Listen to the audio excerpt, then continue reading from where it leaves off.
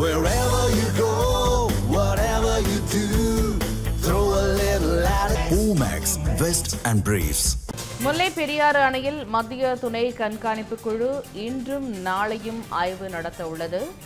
முல்லை பெரியாறு அணையில் மத்திய துணை கண்காணிப்பு குழு இன்றும் நாளையும் ஆய்வு நடத்த உள்ளது. 12 ஆண்டுகளுக்கு பிறகு நீர்பிடிப்பு பகுதிகளிலும் துணை கண்காணிப்பு குழு ஆய்வு செய்ய உள்ளது. முல்லை பெரியாறு அணையில் இன்றும் நாளையும் மத்திய துணை கண்காணிப்பு குழுவினர் ஆய்வு செய்ய உள்ளனர். இதுகுறித்து நமது செய்தியாளர் விக்னேஷிடம் கூடுதல் தகவல்களை கேட்கலாம். விக்னேஷ், இந்த செய்தி குறித்து விரிவான தகவலை பகிருங்கள். பராசக்தி பார்த்தோம்னா முல்லை பெரியாறு அணை பகுதியில் துணை கண்காணிப்பு குழு இன்னைக்கும் நாளைக்கும் ஆய்வு மேற்கொள்ள இருக்காங்க. அதாவது தேசிய அணைகள் பாதுகாப்பு ஆணைய தலைவர் அனில் ஜெயின் தலைமையிலான இந்த மேற்பார்வை குழுவிற்கு உதவியாக துணை கண்காணிப்பு குழு அமைக்கப்பட்டிருக்கு.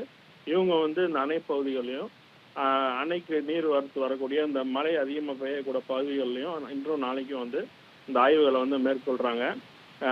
நாளை பார்த்தோம் அப்படின்னா முல்லை பெரியாறு அணைக்கு செல்லும் இந்த குழுவினர் அணையில் இருக்கக்கூடிய இந்த பிரதான அணை, பேபி டேம், அதே போல மண் அணை ஆகிய பகுதிகளில் இவங்க ஆய்வு செய்யறாங்க.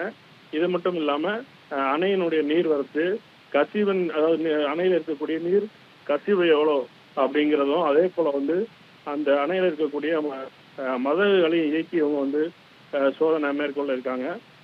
இந்த ஆய்வு முடிவில் தேக்கடியில் இருக்கக்கூடிய 1ஆம் மைலில் இந்த ஆய்வு அறிக்கையானது தயார் செய்யப்பட்டு அவை அனைத்தும் டெல்லியில் நீர்வளத்துறைக்கு அனுப்பி வைக்கப்படும். இந்த ஆய்வில் குறிப்பிட்டு சொல்லக்கூடிய விஷயம் என்ன அப்படின்னு சொல்லி பார்த்தோம்னா, கடந்த 12 ஆண்டுகளுக்கு பிறகு தமிழக பொதுப்பணித்துறை அதிகாரிகள் முல்லைக்கொடின்ற பகுதிக்கு ஆய்வுக்கு போறாங்க.